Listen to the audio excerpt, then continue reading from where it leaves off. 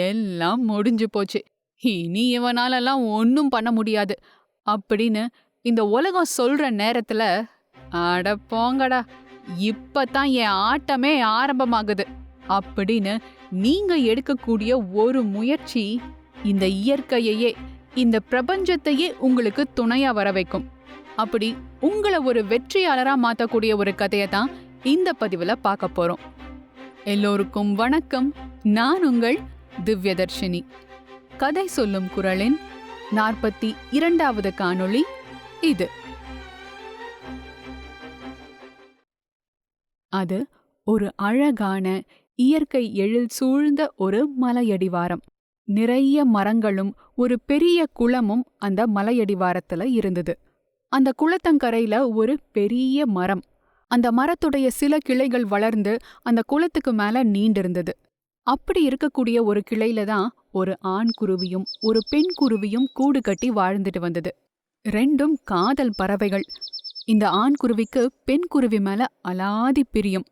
ரெண்டும் ரொம்ப சந்தோஷமா வாழ்ந்துட்டு வந்த அந்த கூட்டுல 4 முட்டைகளை இட்டு இந்த பெண் குருவி அடை காத்துட்டு வந்துச்சு. இந்த பெண் குருவிக்கு எந்த ஒரு கஷ்டமும் இருக்கக்கூடாதுன்னு அந்த ஆண் குருவி தான் எல்லா வேலையும் செஞ்சுச்சு. பஞ்சுகளையும் வைக்கோலையும் வச்சு பொறக்க போற தன்னுடைய குஞ்சுகளுக்காக அந்த கூட்டை ரொம்ப வெதுவெதுப்பான பாதுகாப்பான ஒரு இடமா மாத்தி வச்சிருந்தது. இப்படி சந்தோஷமா போய்கிட்டு இருந்த இந்த குருவிகளுடைய வாழ்க்கையில விதி ஒரு புயல் ரூபத்துல வந்தது. ஆக்ரோஷமா வீசின காத்து அந்த மரத்தையே ஒரு உலுக்கு உலுக்குச்சு. அப்போ அந்த கிளை மேல இருந்த கூடு நழுவி குளத்துல விழுந்துருச்சு. இந்த குருவிகளுக்கோ மனசு பதபதைக்க ஆரம்பிச்சிருச்சு. அந்த கூடு விழுந்த இடத்துக்கு மேலேயே 2 குருவிகளும் கீச்சு கீச்சுன்னு கத்திட்டே சுத்தி சுத்தி வந்துச்சு. தாய்க்குருவி துடிதுடிச்சு போச்சு. உடனே அந்த இடத்துல குதிச்சு உள்ள போய் தன்னுடைய முட்டைகளை எடுத்துட்டு வரணும்னு முயற்சி பண்ணுச்சு. ஆனா முடியுமா? எப்படியோ இந்த ஆண் குருவி ஒரு குச்சியை இந்த பெண் குருவியோடைய அலகுல பிடிக்க வச்சு கரைக்கு இழுத்துட்டு வந்துருச்சு. தன்னுடைய முட்டைகளை எப்படியாவது மீட்டெடுக்கணும், இல்லைன்னா தான் உயிரோடையே இருக்க மாட்டேன் அப்படின்னு அழ ஆரம்பிச்சது பெண் குருவி. மற்ற மரங்கள்ல இருந்த பறவைகள் எல்லாம் பெண் குருவிக்கு ஆறுதல் சொல்லுச்சு. குளத்துக்குள்ள விழுந்த முட்டைகளை எடுக்க முடியுமா? இனி அது அவ்வளவுதான், பேசாம மனசை தேத்திக்கிட்டு அடுத்த வேலைய பாரு அப்படின்னு எல்லா பறவைகளும் சொல்லுச்சு. ஆனா இந்த குருவிகள் அதை கேட்கவே இல்லை.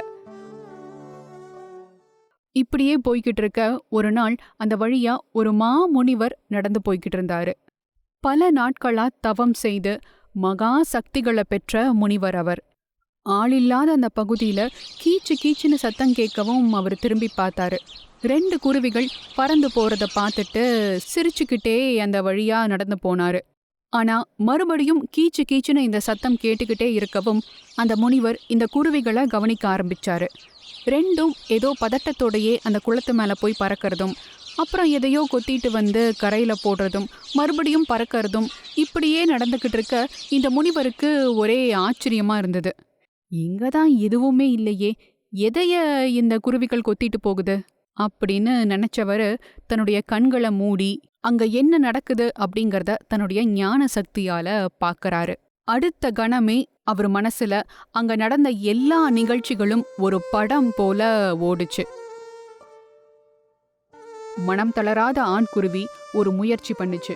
கரையில இருந்து மண்ணையும் சின்ன சின்ன கற்களையும் அள்ளி எடுத்துட்டு வந்து குளத்துக்குள்ள போட்டுச்சு. இப்படியே போட்டு போட்டு அந்த குளத்தையே மூடிரலாம் அப்படின்னு நினைச்சது. ஆனா இது சாத்தியமா?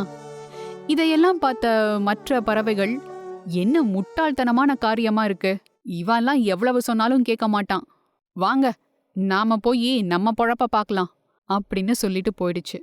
அழுதுட்டே தன்னுடைய கணவனுடைய முயற்சிகளை பார்த்துக்கிட்டு இருந்த இந்த பெண் குருவிக்கு வேற ஒரு யோசனை தோணுச்சு.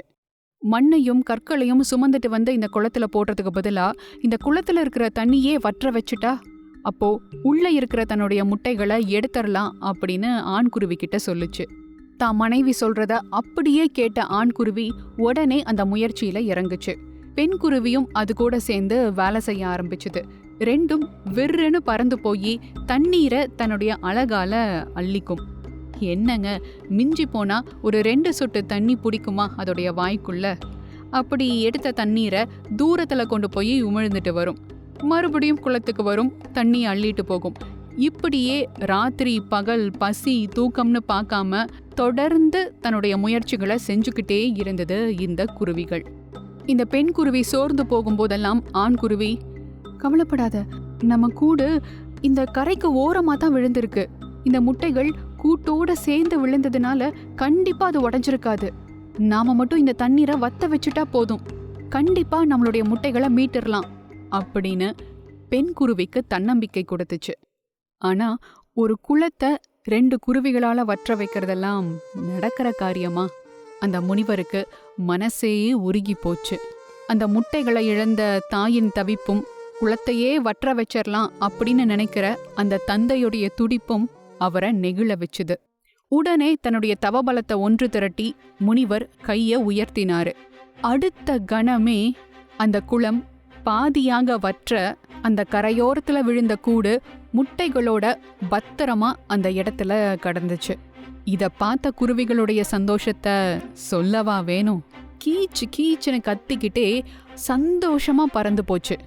உடனே இந்த ஆண் குருவி, நான் தான் அப்பவே சொன்னேன்ல, நாம விடாம முயற்சி பண்ணா கண்டிப்பா நம்ம முட்டைகளை மீட்டுடுவோன்னு, இப்ப என்னாச்சு பாத்தியா அப்படின்னு கேட்டுச்சு. இதையெல்லாம் பார்த்துக்கிட்டு இருந்த அந்த முனிவர் சிரிச்சுக்கிட்டே அங்கிருந்து நடந்து போயிட்டாரு. இப்போ நீங்க சொல்லுங்களேன், இந்த குருவிகளுடைய முட்டைகளை மீட்டது அவங்களுடைய உழைப்பா, இல்ல முனிவருடைய அருளால? அதே சமயம் இந்த குருவிகள் எந்த முயற்சியும் பண்ணாம பேசாம இருந்திருந்தா இந்த முனிவர் அவர் பாட்டுக்கு அவர் வழியில போயிருப்பாரு. ஆனா அவர் அங்க நிக்க வச்சு அவர் மனசை நெகிழ வச்சது எது? இந்த குருவிகளுடைய நம்பிக்கையும் முயற்சியும் தான். இதத்தான் வள்ளுவர் ஆழ்வினை உடைமைங்கிற அதிகாரத்துல 611வது குறள்ல சொல்லியிருக்காரு.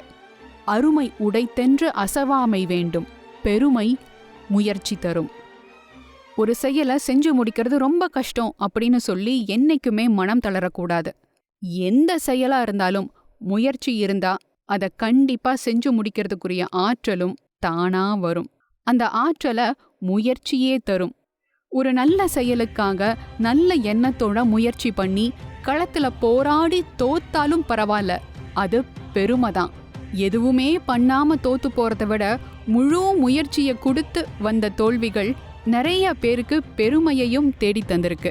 அதனால கிவ் யோர் 100%. கண்டிப்பா இயற்கையும் உங்க முயற்சிக்கு துணையா வரும். இந்த குருவிகளுக்கு முனிவர் வந்த மாதிரி உங்க வாழ்க்கையில எல்லாரும் முடியாதுன்னு சொல்லி உங்க விடாமுயற்சியால நீங்க சாதிச்சு காட்டின விஷயம்னு ஏதாவது இருந்தா கண்டிப்பா அதைய கமெண்ட் பாக்ஸ்ல போடுங்க. உங்களுடைய வார்த்தைகள் மற்றவங்களுக்கும் ஒரு ஊக்கத்தை கொடுக்கும். என்னால முடியாது அப்படின்னு முயற்சி பண்ணாம இருக்கிறவங்களுக்கு இந்த வீடியோவை ஷேர் பண்ணுங்க. இது போன்ற மற்றும் ஒரு பதிவில் உங்களை சந்திக்கும் வரை உங்களிடமிருந்து விடைபெறும் நான் திவ்யதர்ஷினி. நன்றி.